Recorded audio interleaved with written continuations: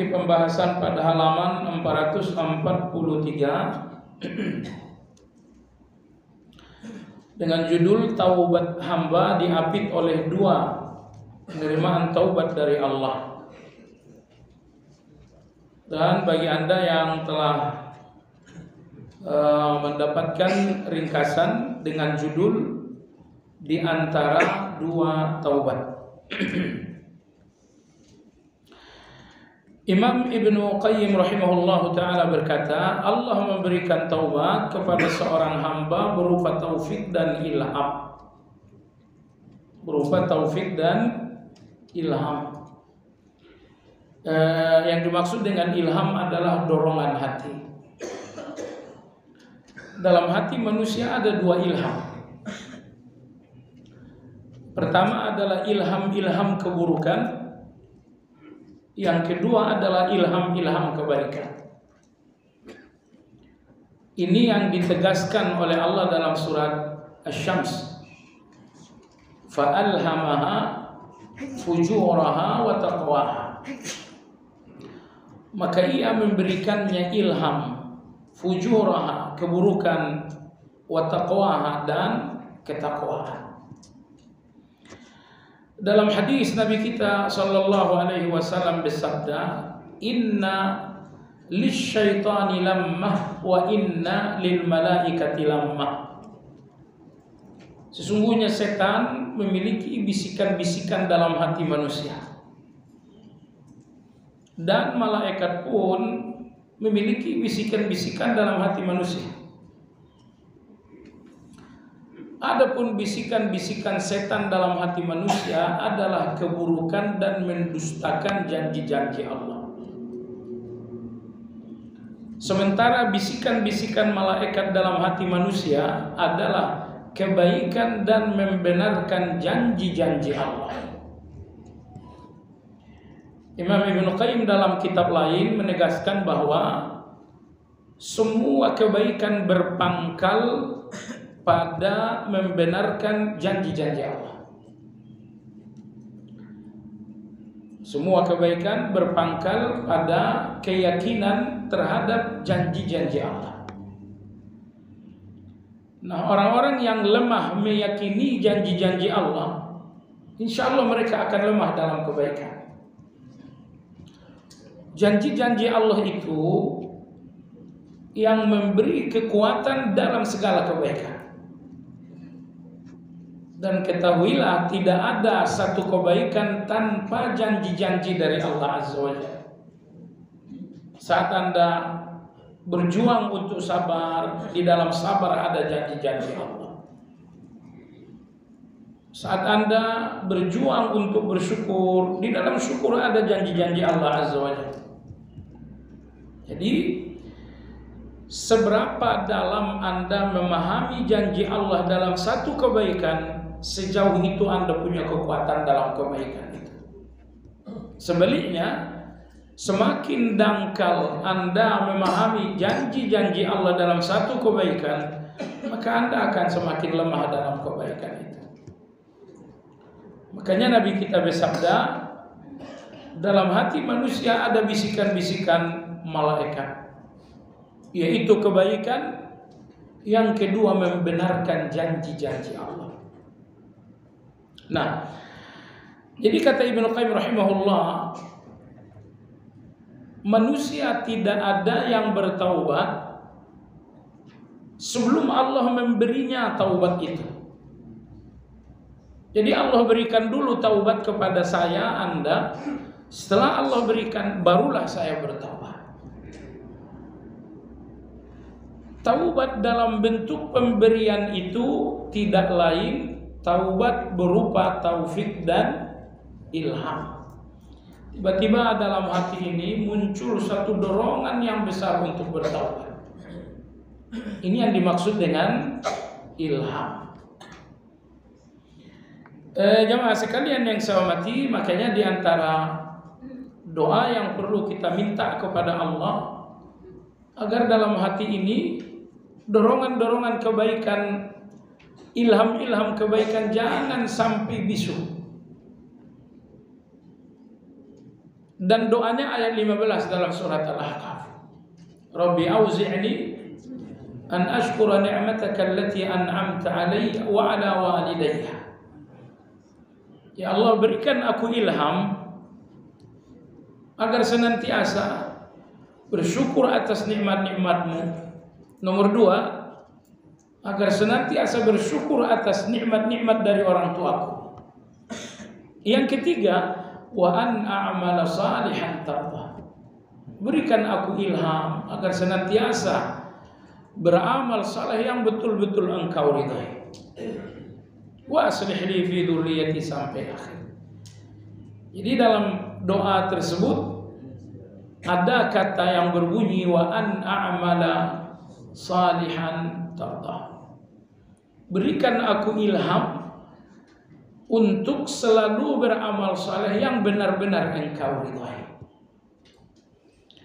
Jadi kalau tidak ada ilham, hati ini akan tidur. Hati ini akan lalai. Yang mengingatkan dan membangunkan hati bahwa Allah memberinya ilham. Jadi sekali lagi kalau Anda bertanya apa doa diberi ilham, itu dia salah satunya. Ada doa lain dari Nabi sallallahu alaihi wasallam, Allahumma alhimni rusydi wa qini syarra nafsi. Ya Allah, ilhamkan aku kebaikan-kebaikan dan jauhkan aku dari keburukan-keburukan dalam diriku. Baiklah, jadi Allah memberikan taubat kepada seseorang melalui taufik dan ilham. Lalu seorang hamba pun menjalankannya. Kemudian Allah menerimanya. Jadi perhatikan, Allah berikan Anda taubat berupa ilham. Itu nomor 1. Nomor 2, lalu Anda pun kemudian menjalankan ilham itu. Anda betul-betul bertaubat. Setelah Anda bertaubat, maka Anda sampai pada tujuan taubat, yaitu diterima oleh Allah Subhanahu wa taala. Ibnu Qayyim rahimahullah, maka taubat berpangkal dari Allah berupa ilham dan berujung pada Allah berupa penerimaan. Inilah salah satu rahasia dari nama Allah Al-Awwalu wal-Akhir. Segalanya berpangkal dari Allah, dan kalau tidak berujung pada Allah, yang berpangkal itu malah gak ada gunanya. Misal, salat malam Anda berpangkal ketika Allah gerakkan hati Anda. Jadi berpangkal ketika Allah gerakkan hati Anda. Tapi cukupkah salat malam itu bahwa Allah gerakkan hati Anda lalu Anda salat malam? Cukupkah sampai di sana? Enggak. Itu belum sampai tujuan. Tujuan kita agar salat malam ini kemudian diterima oleh Allah. Nah, jadi semua kebaikan, bukan cuma semua kebaikan dan semua kehidupan berpangkal dari Allah dan berujung oleh Allah. Makanya nama Al-Awwal wal-Akhir adalah dua nama yang apabila didalami, semua kejadian lahir dan batin tidak lepas dari keduanya.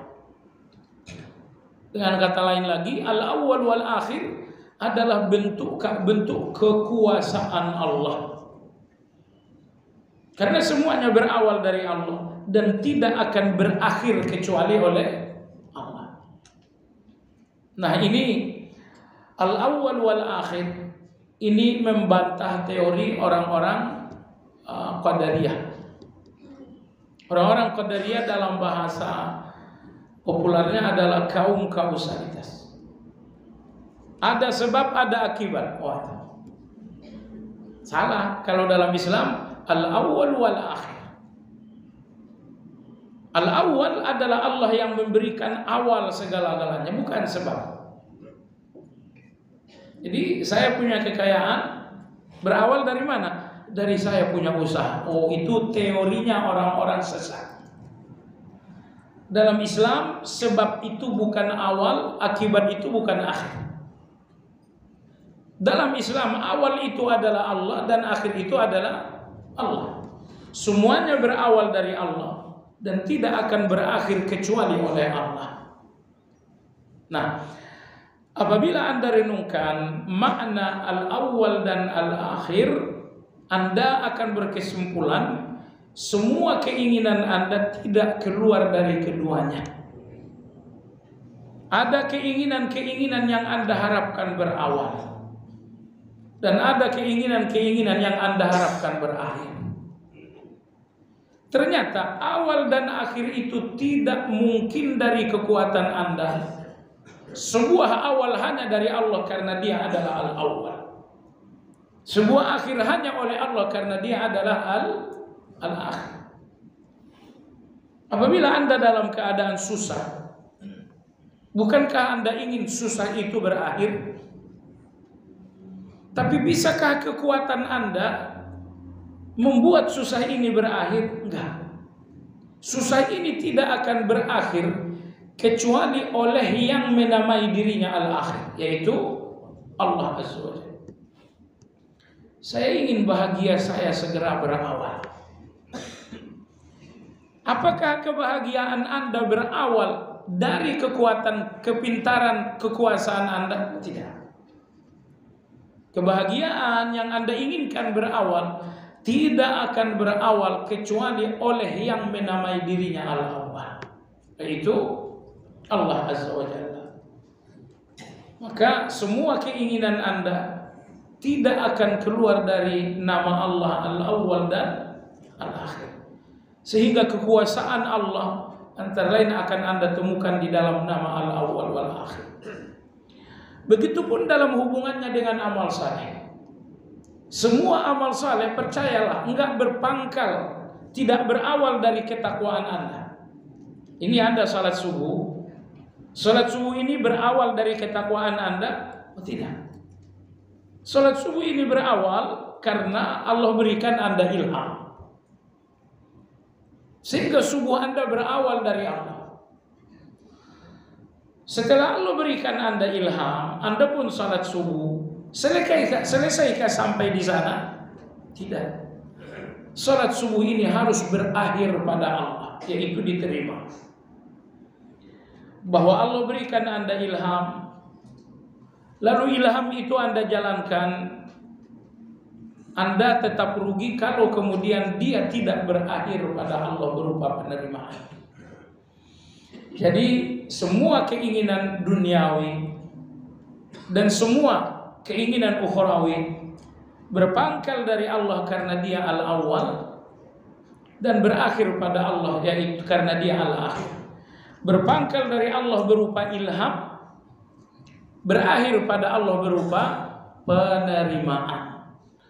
Saya kira tujuan kita melakukan amal, tujuannya bukan melakukan, tapi tujuannya diterima. Sekedar melakukan amal itu bukan keuntungan bagi Anda. Keuntungan Anda apabila diterima oleh Allah Azza wa Jalla. Kemudian Imam Ibnu Qayyim rahimahullah di sini mengutip kisah perang Tabuk, bagian ayat 117, 117, 118 dalam surat At-Taubah. Anda tahu jemaah sekalian, peperangan terberat di zaman Nabi kita adalah perang Tabuk. Dan perang Tabuk itu sekaligus perang terakhir dalam kehidupan Rasulullah SAW. Karena dari Madinah ke Tabuk itu berjarak 300 km sekian. Nomor 2, perang Tabuk terjadi pada musim panas yang sangat ekstrim. Nomor 3, perang Tabuk terjadi ketika sedang terjadi situasi paceklik dan kesusahan. Nah, jadi terhimpunlah 3 kesusahan ini. Kesusahan pertama, jarak yang sangat jauh. Kalau 300 sekian kan hampir Magelang itu. Betul. Kesusahan yang kedua, panas yang sangat ekstrim. Kesusahan yang ketiga, kondisi ekonomi yang sedang resesi betul-betul, krisis betul-betul. Jadi terhimpunlah 3 kesulitan ini dalam perang Tabuk, maka gugurlah orang-orang munafik. Orang-orang munafik tidak ada yang kuat dalam kesusahan. Kalau Anda sudah tidak tahan lagi dalam kesusahan, nah ini hati perlu ditanya. Ini hati ini isinya iman atau bukan? Maka gugur orang-orang munafik. Mereka menjumpai Rasulullah, kita tidak usah ikut perang Tabuk. Dengar-dengar wanita-wanita Tabuk itu cakep-cakep. Nanti kita terfitnah oleh mereka, bagus tidak usah ikut. Aduh, luar biasa. Luar biasa banget. Alasan yang baik tapi untuk tujuan yang sangat buruk. Walhasil jamaah sekalian, ada 3 orang bukan munafik, mereka semata-mata malas aja, tidak ikut dalam perang Tabuk itu. Yang pertama adalah Ka'ab bin Malik, yang kedua adalah Hilal bin Umayyah, dan yang terakhir adalah Murarah bin Rabi'ah. Jadi ketiga orang ini tidak ikut dalam perang Tabuk. Karena mereka tidak ikut dalam perang Tabuk murni karena alasan, bukan karena uzur, maka Nabi memberikan sanksi bahwa mereka diisolir, tidak diajak bicara selama 50 hari. Dan ini hakikat dari penjara. Ini hakikat dari penjara. Hidup bebas, tapi seluruh Madinah bisu. Assalamualaikum, tidak ada yang jawab. Ketemu istri, gimana kabar? Tidak ada yang jawab. Istri, anak-anak, tidak ada yang mau bicara. Selama 50 hari, sepatah kata pun tidak ada ucapan untuk mereka berlima. Jadi bayangin, aktivitas terbanyak Anda sehari-hari adalah mulut, bicara. Dan mulut ini selama 50 hari non-aktif. Handphone non-aktif 2 jam aja Anda, gimana rasanya? Maka 50 hari ketiga orang ini tidak dapat bicara dari siapapun. Dilarang oleh Nabi SAW. Jadi kalau sekarang ada penjara tapi di penjara masih bisa berbicara, itu bebas. Kebebasan yang betul-betul membuat manusia belajar adalah kalau bicaranya dibatasi. Nggak usah kalau ngomong. Maka 3 orang ini tidak diajak bicara. Setelah berlalu 50 hari, maka Allah menurunkan ayat 117, 118. 117 pernyataan tegas dari Allah bahwa ampunan diberikan kepada Nabi dan kepada semua prajurit Tabuk, baik dari kalangan Muhajirin dan Ansar. Ini pada ayat 117. Lalu pada ayat 118 pernyataan dari Allah bahwa Allah pun telah memberikan ampun kepada 3 orang ini. Baik, perhatikan. Laqad taballahu 'alan nabi. Sesungguhnya Allah telah memberikan taubat dan ampunan kepada Nabi. Anda bertanya, apa dosanya Nabi? Dosanya para nabi cuma 1. Apa itu? Melakukan yang baik tapi meninggalkan yang lebih baik. Semua dosanya Nabi bukan dosa fasik, tapi dosanya para Nabi cuma 1 tadi. Melakukan yang baik tapi meninggalkan yang lebih baik. Itu yang dilakukan Nabi kita dalam perang Tabuk. Karena ratusan orang-orang munafik menjumpai Nabi kita dengan alasan-alasan palsu. Mestinya Nabi kita jangan kasih izin, tapi Nabi kita justru memberikan izin. Nah, di sini Nabi melakukan yang baik, tapi ternyata yang lebih baik mereka harus tetap ikut dalam perang. Ya, Nabi kita berpikir orang-orang seperti ini memang gak ada gunanya dalam perang. Diajak perang yang begini juga bikin masalah. Iya kan? Dalam perang Uhud, munafik ini ikut setengah jalan doang. Dari Madinah ke Uhud itu cuma 5 kilo. Munafik ini hanya berjalan sekitar 2-3 kilo, habis itu mundur. Maka ketika datang kesempatan perang Tabuk ini 300 kurang lebih 360 kilo, nggak mungkin munafik mampu itu. Karena yang 5 kilo saja tidak mampu, apalagi yang 300-an kilo. Maka Nabi berpikir ini orang-orang ini kalaupun ikut nggak akan ada guna. Sehingga Nabi memberikan izin. Tidak, nggak usah kalian ikut. Padahal mestinya Nabi kita jangan ngasih izin. Nah, itulah kesalahan Nabi kita, sehingga di pangkal ayat Allah berfirman, laqad taballahu 'alan nabi wal muhajirin wal ansar. Allah pun berikan taubat kepada muhajirin, Allah pun berikan taubat kepada orang-orang ansar. Anda lihat, Allah mengurutkan 3 hal ini secara akurat. Urutan pertama adalah Nabi, urutan kedua adalah muhajirin, urutan ketiga adalah ansar. Karena orang-orang muhajirin secara umum lebih mulia daripada orang-orang ansar. Kenapa? Orang-orang muhajirin itu menderita di awal Islam. Kalau orang-orang ansar tidak ada penderitaan mereka berislam, karena mereka tuan rumah. Tapi muhajirin di Mekah, ada yang dibakar, ada yang dipanggang seperti Bilal. Jadi yang menderita secara fisik untuk Islam adalah muhajirin. Kalau ansar, Nabi datang kepada mereka, mereka sudah kuat. Nah, maka di sini Allah mengurutkan muhajirin nomor 1. Laqad taballahu 'alan nabiyyi wal muhajirin wal ansar. Siapa muhajirin dan ansar yang dapat taubat dan ampunan itu? Alladzina tabauhu fi sa'atil usrah, yaitu mereka-mereka yang mengikuti Nabi pada saat yang sangat genting, pada saat yang sangat sulit dan darurat, yaitu perang Tabuk.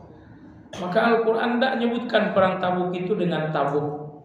Allah menyebutkan perang Tabuk itu dengan sa'atil usrah. Min ba'di ma kada yazighu qulubu fariqim minhum. Setelah nyaris hati-hati mereka tergelincir pada saat itu. Nah, jadi coba lihat ayat ini.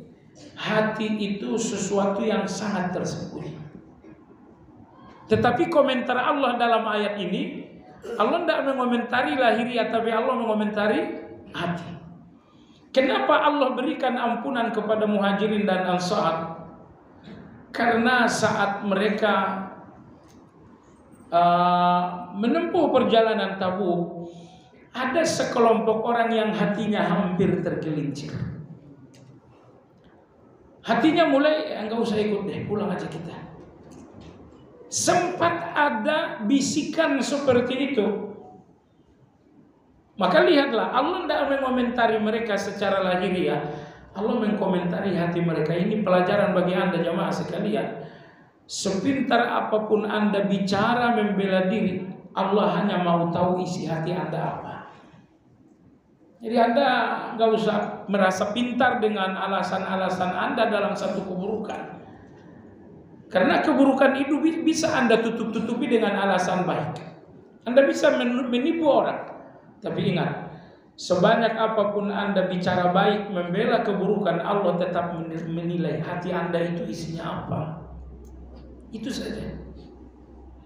Nah, Anda salat misalnya, Anda bisa menipu orang lain dengan salat Anda bahwa Anda orang baik. Tapi Allah tidak menilai rukuk sujud Anda. Nilai Allah adalah hati Anda isinya apa. Nah, baik. Maka Nabi bersabda, "Walakinnallaha yanzuru ila ma fi qulubikum." Summa taba alaihim, kemudian Allah menerima taubat mereka. Perhatikan ayat 117. Laqad taballahu. Berikutnya adalah summa taba alaihim. Jadi ada 2 taubat. Taubat pertama, Allah berikan mereka ilham untuk bertaubat. Taubat yang kedua, summa taba alaihim, bahwa Allah menerima taubat mereka. Selanjutnya Allah berfirman, innahu bihim raufur. Sesungguhnya Allah Maha penyayang untuk mereka. Rauf artinya penyayang, Rahim artinya penyayang. Apa bedanya? Jemaah sekalian, apabila Allah menyayangi Anda dengan hal-hal yang Anda sukai, itu namanya Rauf. Allah kasih Anda sehat, Allah kasih Anda uang banyak, Allah kasih Anda keturunan yang sehat dan saleh.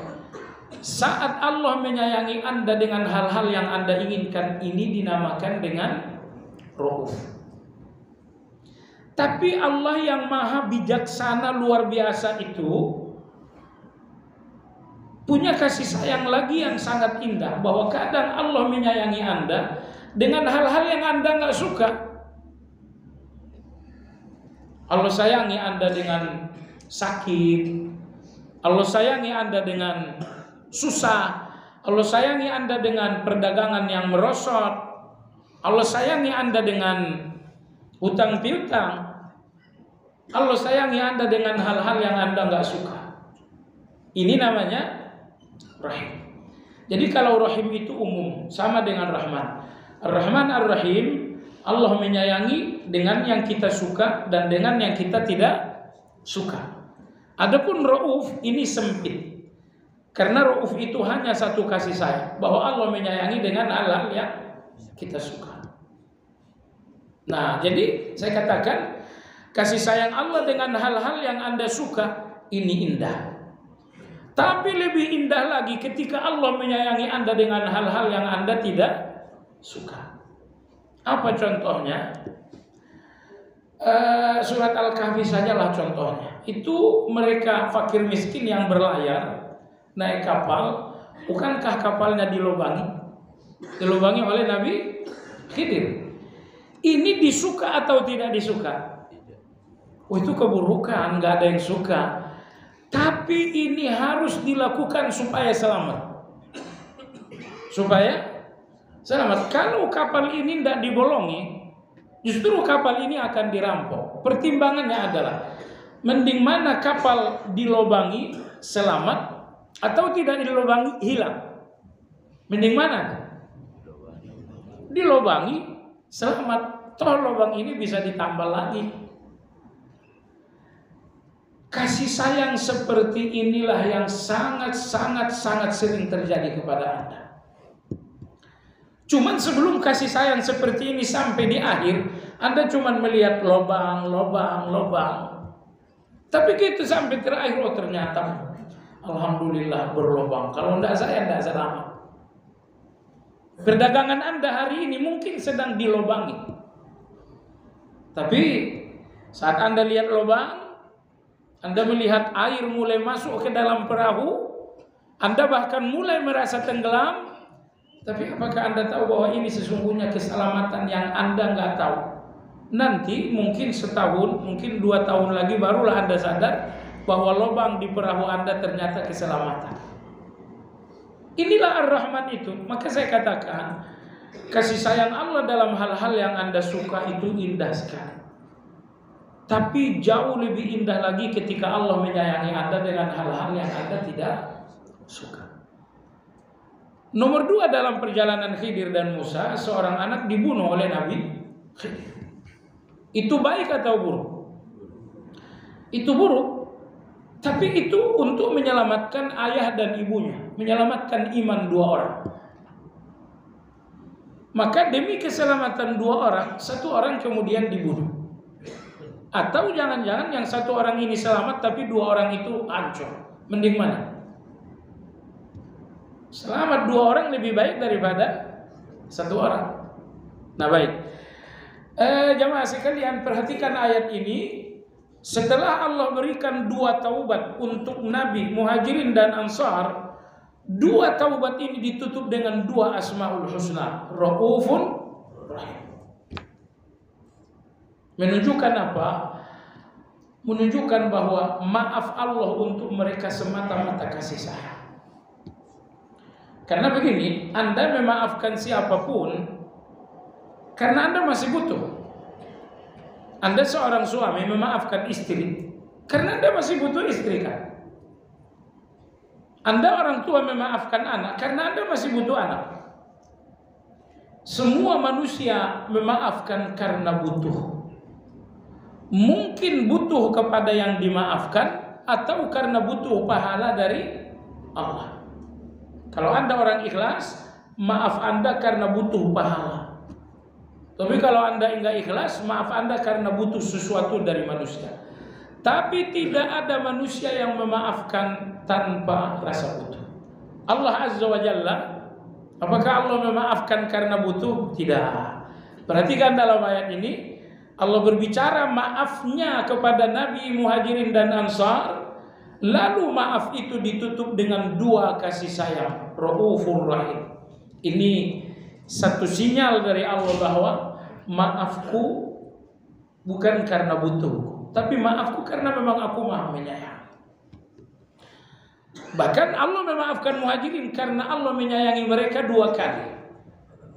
Muhajirin, Ansar dan Rasulullah. Allah menyayangi mereka dengan Rauf, Allah menyayangi mereka dengan Rahim.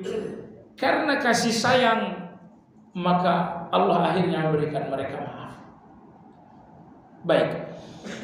Pada ayat yang ke-118 ini juga berbicara tentang taubat, tapi ternyata yang taubat pada ayat 118 ini levelnya berbeda. Maka oleh Allah dibicarakan pada ayat yang berbeda. Seandainya taubat ayat 18 ini sama, akan dibicarakan oleh Allah pada ayat yang sama. Tapi Allah memisah ayat karena ini dua taubat yang berbeda. Siapa yang dapat taubat pada ayat 118? Wa 'ala tsalatsati alladziina khulifu. Allah pun telah memberi dan menerima taubat. Memberi dan menerima taubat terhadap 3 orang yang tidak ikut dalam perang Tabuk, yaitu Ka'ab bin Malik, kemudian Hilal bin Umayyah, lalu Murarah bin Rabi'ah. Dalam ayat nama tidak disebut, tidak perlu disebut nama. Mereka udah taubat. Dan nama bukan pelajaran untuk kita. Yang jadi pelajaran adalah peristiwa Perang Badar. Apakah yang penting bagi Anda namanya atau peristiwanya? Peristiwanya. Maka Al-Quran ataupun hadis dalam kisah-kisahnya lebih banyak memberikan cerita tentang peristiwa, bukan nama.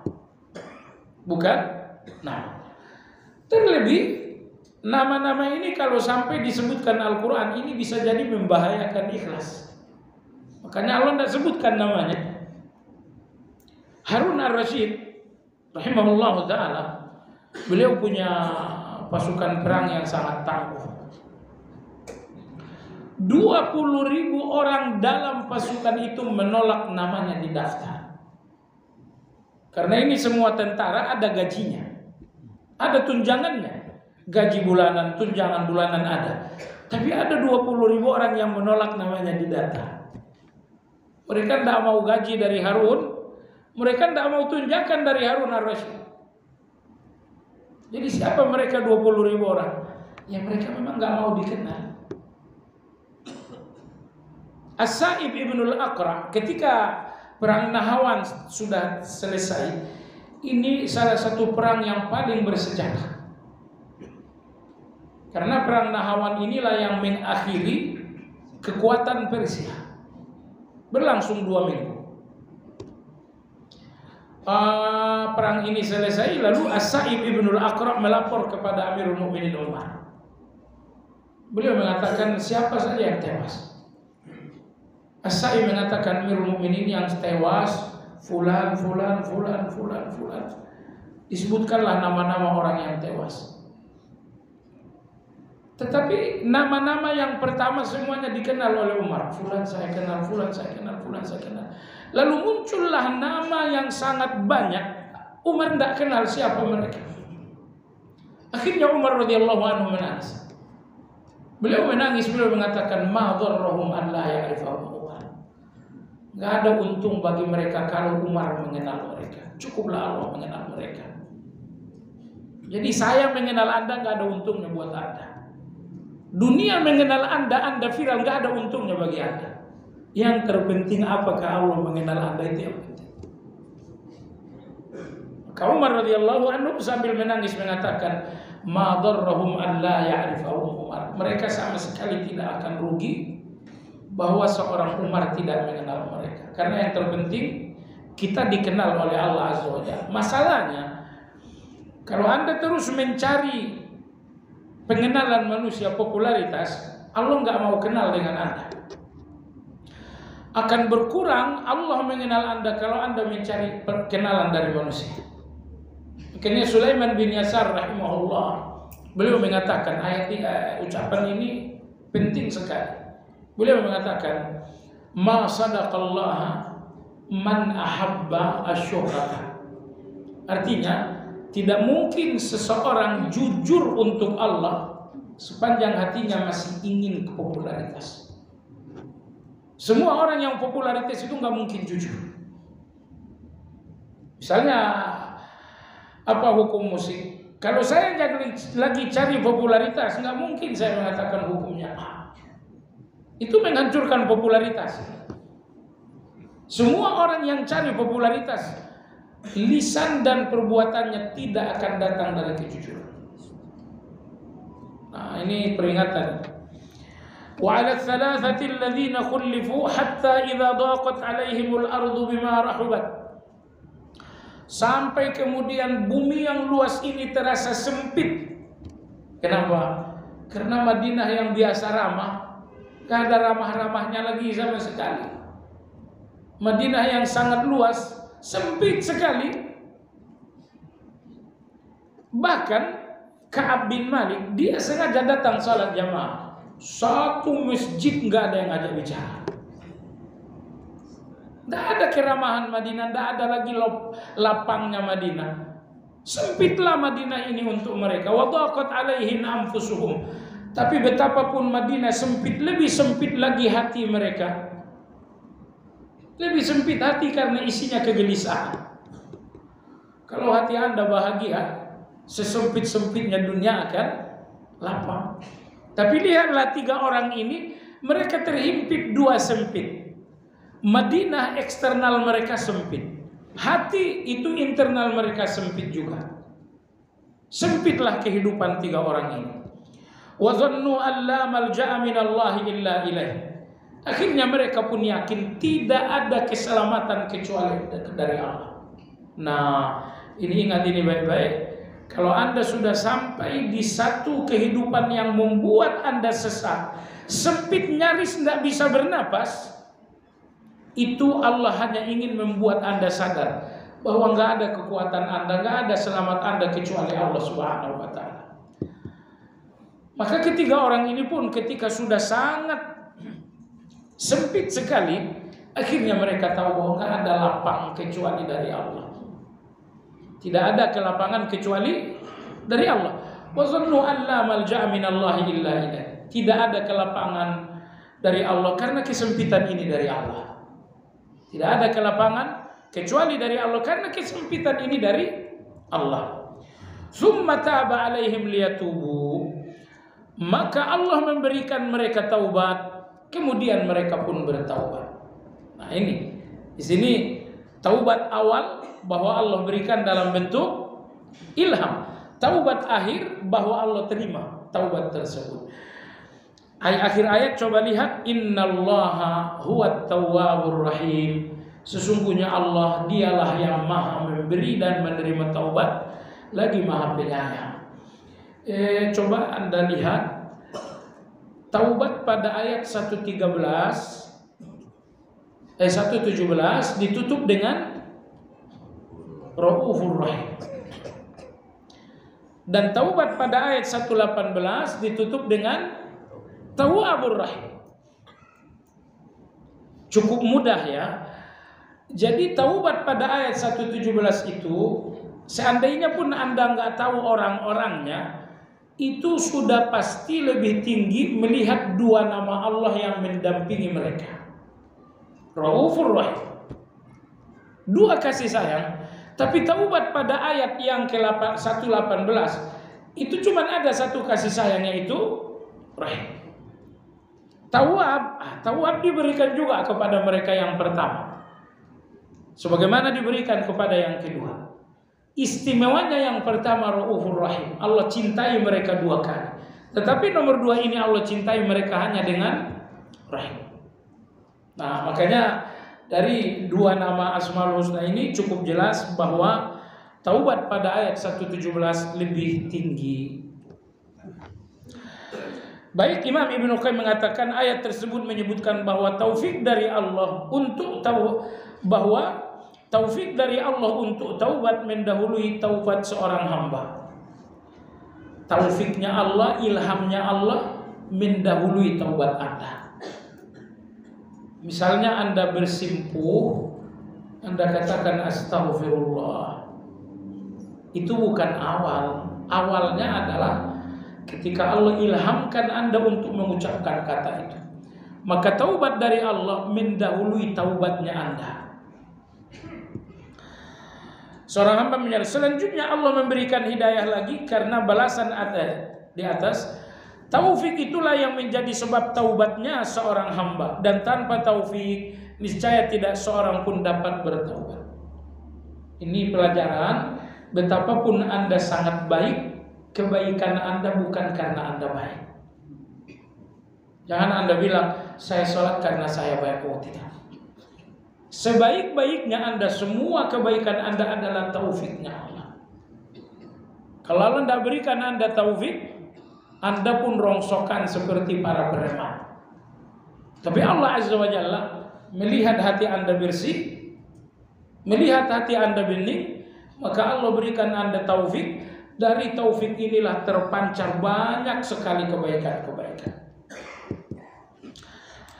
Berikutnya sama halnya dengan hidayah, yakni Allah memberikan hidayah, kemudian seorang hamba menjalankannya, selanjutnya Allah memberi hidayah lagi.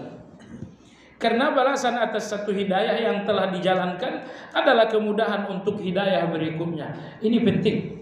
Ketika Allah berikan Anda satu hidayah, apa hidayahnya? Misalnya Anda melakukan sholat malam.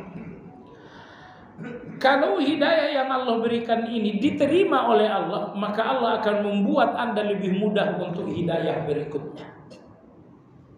Karena jamaah sekalian, pahala teragung atas satu kebaikan bahwa Anda membuat Anda bersemangat untuk kebaikan berikutnya.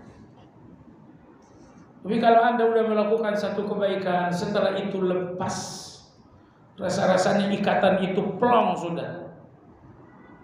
Jadi Anda merasa terikat tadi dan tidak lagi ingin menyambung kebaikan. Nah, kalau kebaikan Anda tidak bersambung, ini kebaikan yang dicurigai.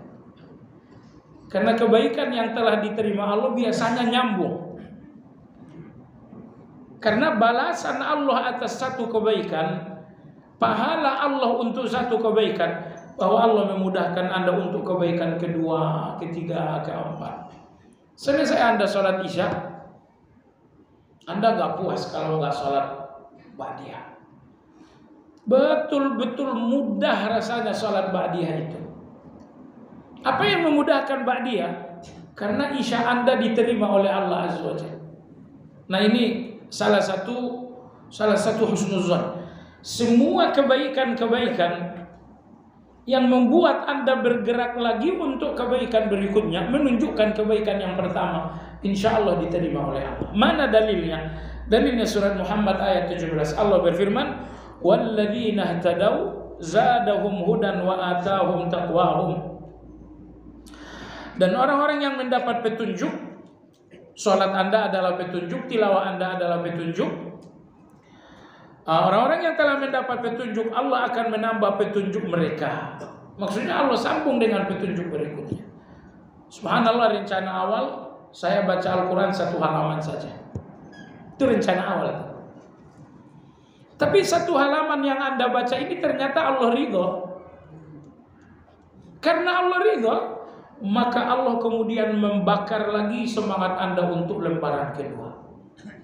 Lembaran kedua ternyata Allah ridho juga. Akhirnya Anda muncul lagi lembaran ketiga. Ingat jamaah sekalian, hati yang ikhlas dalam beramal gak pernah kenyang dengan amal. Saya ulangi, Kalau hati Anda benar-benar ikhlas dalam suatu amal, maka amal itu tidak pernah bikin Anda kenyang. Lapar lagi. Maksudnya apa? Anda baca Al-Quran satu halaman, puaskah Anda dengan satu halaman itu? Jawabannya puas, artinya Anda kenyang.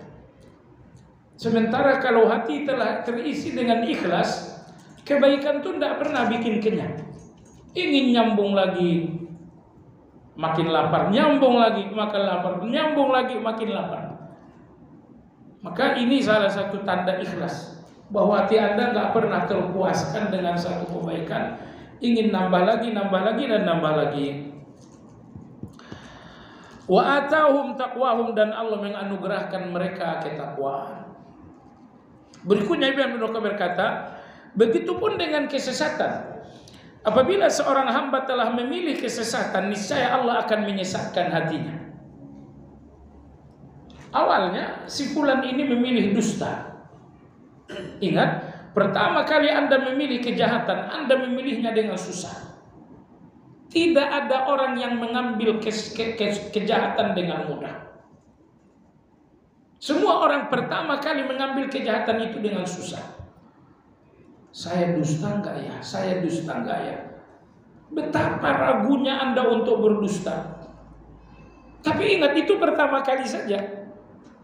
Kalau ternyata Anda berdusta, Anda melawan pemberontakan hati tadi, lalu Anda berdusta, dan Anda kemudian gak bertaubat, ingat, kejahatan yang pertama ini akan membuat Anda mudah melakukan kejahatan yang kedua. Jadi satu kejahatan tidak akan mudah kecuali kalau sudah diawali. Jadi kejahatan itu berat untuk pertama kali.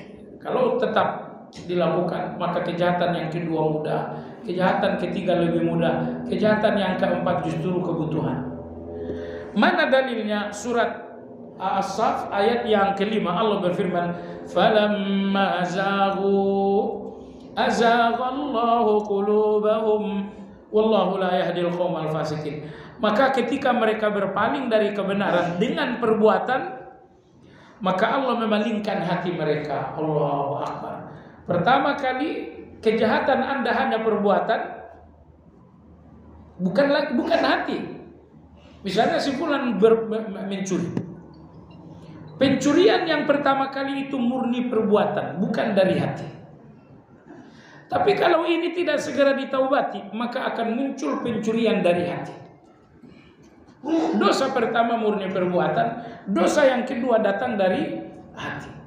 Kenapa Allah berfirman, "Falamma zaghu", ketika mereka telah berpaling dari kebenaran dengan perbuatan, maka Allah akhirnya memalingkan hati. Kalau hati sudah dipalingkan, untuk lurus lagi itu cuman yang menguasai hati yang mampu. Wallahu la yahdil qaumal fasikin, dan Allah tidak pernah beri hidayah kepada orang-orang yang fasik. Akhir ayat ini lebih sakit, karena ayat ini memperkenalkan siapa orang fasik. Fasik itu adalah orang yang kejahatannya dari hati.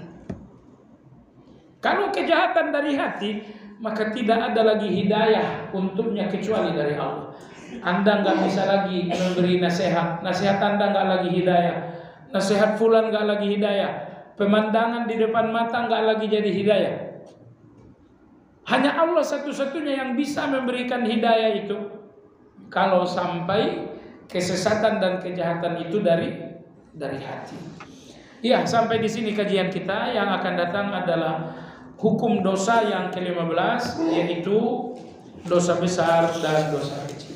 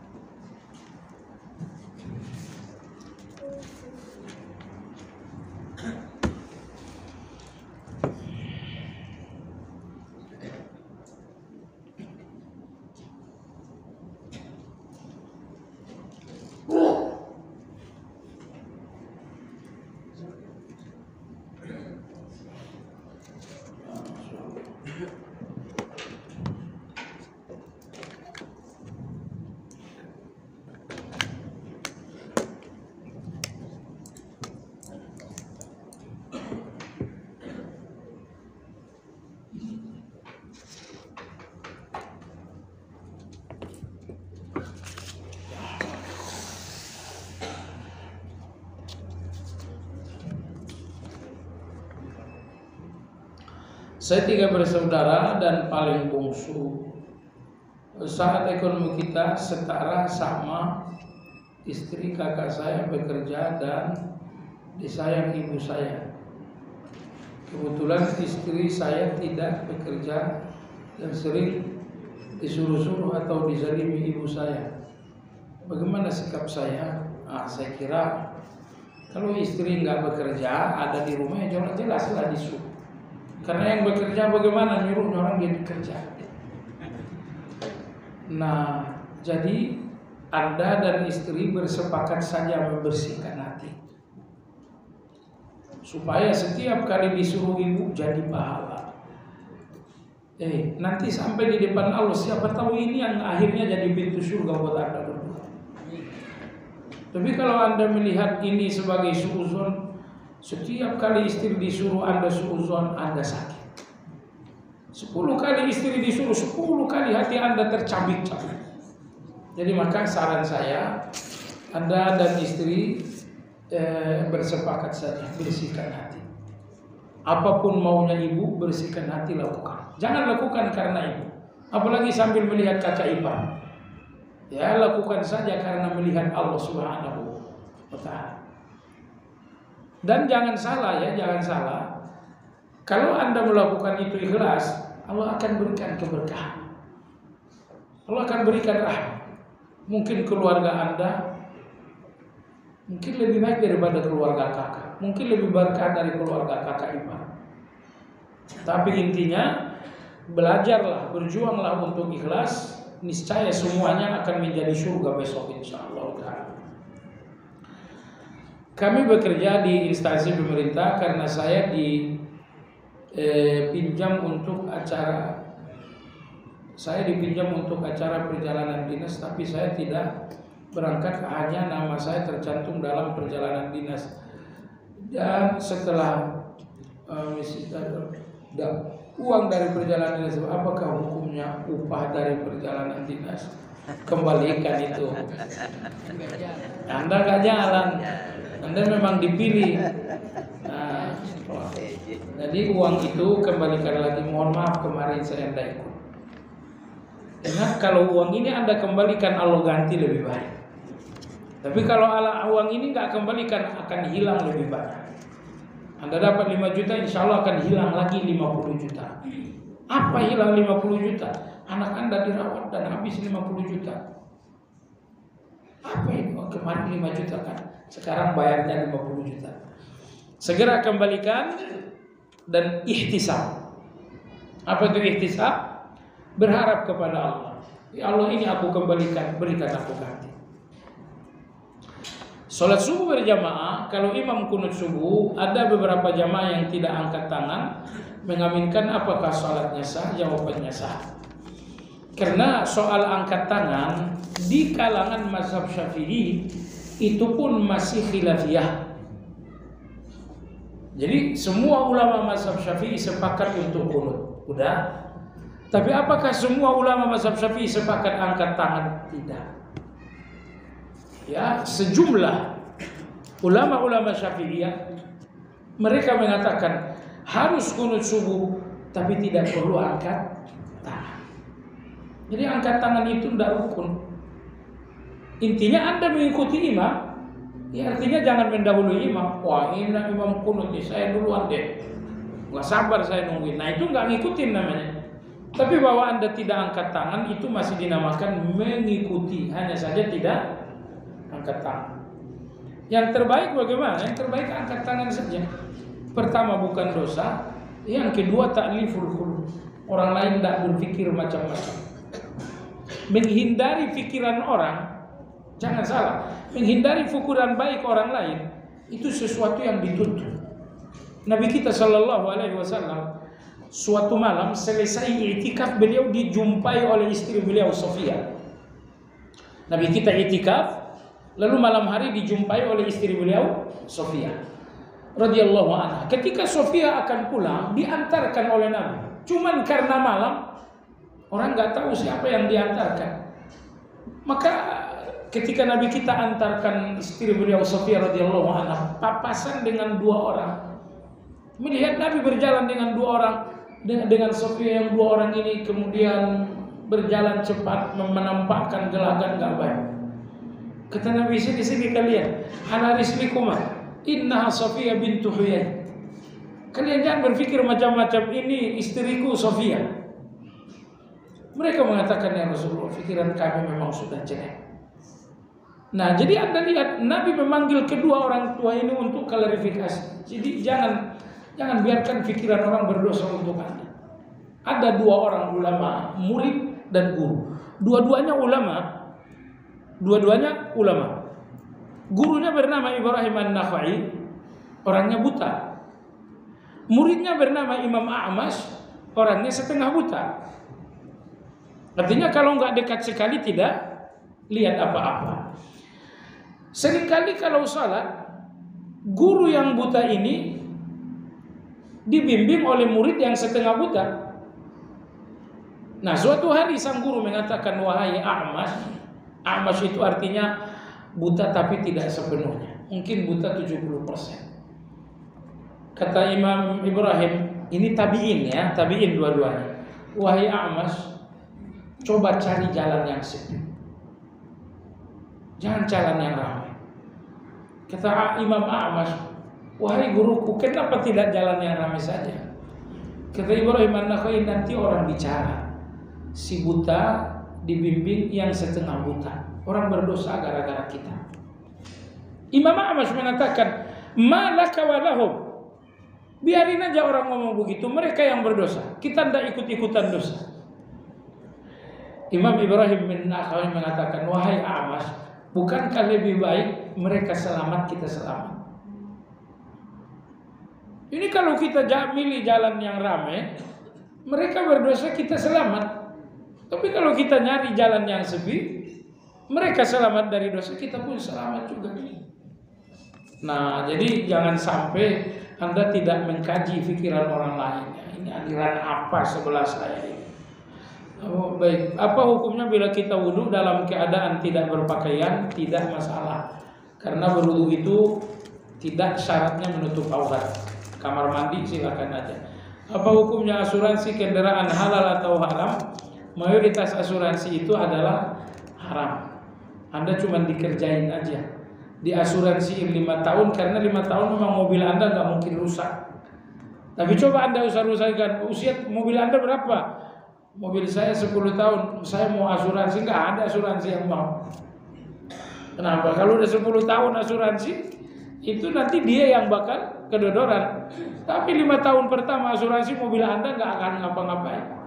Jadi tiap bulan dia yang dapat. Itu penipuan, tetapi dengan bahasa lain, jadi nggak penipuan lagi namanya. Cara iblis juga. Iblis itu dulu mengatakan Adam, ini namanya pohon khuldi. Padahal namanya kan pohon maksiat ya. Kalau iblis ini jujur, Adam ini pohon maksiat, silakan dimakan. Ya enggak laku. Terus satu-satunya cara ganti namanya. Nah, ini manipulasi diganti dengan asuransi. Ya, rata-rata seperti itu. Ada asuransi yang syar'i saya lihat juga setengah hati. Soal safar, alhamdulillah saya sudah berhasil dan istri belum. Saya niat berangkatin haji istri, apakah saya harus ikut atau tidak? Kalau hukumnya harus ikut. Tapi harus ikut itu khilafiyah, apakah wajib atau bukan. Dalam mazhab Ahmad wajib. Jadi istri tidak boleh haji kalau tidak ada mahramnya. Tapi pendapat yang lebih kuat, insya Allah Ta'ala, bahwa dalam perjalanan ibadah, apalagi haji wajib, yaitu yang pertama kali, istri boleh pergi kalau didampingi jamaah yang amanah.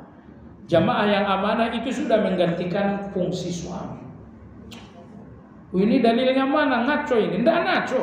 Dalilnya ada. Mana dalilnya? Riwayat Imam Bukhari Muslim. Rasulullah SAW wafat, digantikan oleh Abu Bakar. Abu Bakar menjadi pemimpin kurang lebih 2-3 tahun. Lalu muncul Umar radhiyallahu anhu. Di zaman Umar, istri-istri Nabi semuanya diberangkatkan haji. Tidak ada yang didampingi mahram, pendampingnya cuma dua, Utsman bin Affan, satu lagi Abdurrahman bin Auf. Ini pendamping yang amanah. Nah, pendamping yang amanah dua orang inilah yang dipilih oleh Umar mendampingi semua istri-istri Nabi SAW. Nah, ini dilakukan Umar, diketahui semua sahabat. Ada yang protes? Tidak ada yang protes. Kalau tidak ada yang protes berarti hal itu boleh atau haram? Kalau Anda bilang haram, kebangatan Anda. Oh ya, tapi kan ada hadis seorang laki-laki mau berjihad, kata Nabi, nggak usah ikut jihad, dampingi saja istrimu haji. Nah, pertanyaannya adalah, suami mendampingi istri haji, hak istri atau bukan? Ternyata pendampingan haji oleh suami tidak ada yang mengatakan itu hak istri. Itu hanya kebaikan suami saja, bukan hak istri. Baik. Kalau itu bukan hak istri, hanya kebaikan suami, berarti pendampingan ini tidak wajib. Kalau itu tidak wajib, berarti adanya mahram itu bukan sesuatu yang mutlak. Makanya istri Anda kalau ada pendamping-pendamping yang amanah, itu sudah cukup untuk menggantikan suami. Dalilnya tadi udah bilang, riwayat Bukhari Muslim dari Umar bin Khattab. Terus mazhabnya ini mazhab Syafi'i. Mazhab Malik. Imam Ahmad saja yang tidak ikut. Wallahu a'lam. Guru saya, ya guru kita di Indonesia ngambil mazhab Ahmad. Oh, saya nggak ikut itu. Ya, saya ambil pendapat Imam Syafi'i, Imam Malik, dan itu satu riwayat juga dari Imam Ahmad. Dalilnya jelas, mazhabnya ada. Ingat, kalau ada dalil tidak ada mazhab, ini dalil ini mungkin bermasalah. Contoh, Nabi dari ruku, dari i'tidal, sujud, ya kan? Dari i'tidal ke sujud. Ada riwayat dari Malik Ibn al-Huwairits bahwa Nabi ketika sujud angkat tangan. Tapi ada mazhabnya? Nggak ada mazhabnya. Ada dalil, nggak ada mazhab. Ternyata dalilnya bermasalah. Masalahnya di mana? Bukhari Muslim meriwayatkan tanpa menyebutkan Nabi angkat tangan saat sujud. Tapi Imam Abu Dawud meriwayatkan menyebutkan Nabi angkat tangan saat sujud. Mana yang lebih kuat? Riwayat pertama atau riwayat kedua? Ini sama-sama dari Malik Ibn al-Huwairits. Hadis dari Malik, Bukhari Muslim mengatakan tidak angkat tangan. Dari Malik juga Abu Dawud mengatakan angkat tangan. Ternyata riwayat Abu Dawud ini tidak didukung oleh mazhab. Kenapa? Karena hadis ini syadz. Tidak ada mazhabnya. Jadi kalaupun ada misalnya sebagian orang yang angkat tangan, oh saya ngikutin dalil. Kalau tidak ada mazhabnya berarti dalilnya bermasalah. Nah itu dalam hal ini ya. Lebih-lebih dengan pertimbangan masyarakat kesulitan. Mau dampingi istri kan susah juga. Berapa ratus juta bayar. Apa hukumnya? Memperingati Maulid Nabi ini sudah terlalu sering. Ya, orang yang datang Maulid Nabi manusia tiga macam. Pertama, ada yang tidak Maulid, bukan karena mengingkari, emang nggak Maulid aja. Kenapa nggak Maulid? Males, bagus di rumah saya istirahat. Ini orang seperti ini berdosa nggak? Dia nggak Maulid? Nggak. Oke. Nomor dua, di bulan Maulid, di hari Maulid, ini hari libur, ya udah kita bikin kajian. Nomor tiga, orang yang menghari rayakan Maulid. Orang yang menghari rayakan Maulid. Nomor satu dan nomor dua hukumnya jelas. Yang tidak Maulid karena memang malas, bagus saya istirahat, ini nggak mungkin berdosa. Karena Maulid itu hukumnya bukan wajib. Kalau wajib orang ini berdosa. Tapi kalau bukan wajib orang ini nggak mungkin berdosa. Baik. Nomor dua, ini hari Maulid libur, ya sudah kita bikin kajian. Ini pada hakikatnya bukan bikin, ini hakikatnya adalah ngaji. Nah nomor tiga ini adalah orang yang memilih merayakan Maulid, menghari rayakan Maulid. Walaupun tidak dinamakan hari raya tapi dirayakan. Kalau dirayakan berarti berhari raya. Nah, 1 dan 2 ini selamat. ini hukumnya tidak, nomor ini yang masih diperdebatkan. Ada yang membenarkan seperti Imam Suyuti, tapi banyak yang nggak membenarkan. Nah, kalau sesuatu itu sudah beda, boleh ndak boleh, Anda milih yang mana? Mau selamat, Anda hanyut? Yang jelas Maulid ini baru muncul di abad ke-6. Nah, ya dalam hal ini kita sama-sama bertoleransi saja. Cuman toleransi nggak berarti kita nggak mencari yang lebih baik. Wallahu a'lam. Yang bahaya kalau kita saling mencela. Nggak boleh saling mencela. Ya, berbeda. Ada yang salah, tapi mencela nggak boleh. Jangankan dalam Maulid, orang kafir aja nggak boleh dicela. Itu orang kafir saja nggak boleh dicela. Dalam surat Al-An'am Allah berfirman, "Wala tasubbul ladzina yad'una min dunillah." Dan jangan kalian mencela orang-orang kafir. Padahal mereka tercela, tapi jangan mencela. Kenapa? Fa yasubbullaha adwan bighairi ilm. Kalau kalian mencela orang kafir, mereka pun akan mencela aku, kata Allah. Jadi tidak boleh mencela. Kalau punya pembantu pulang hari tidak tinggal dengan kita, tidak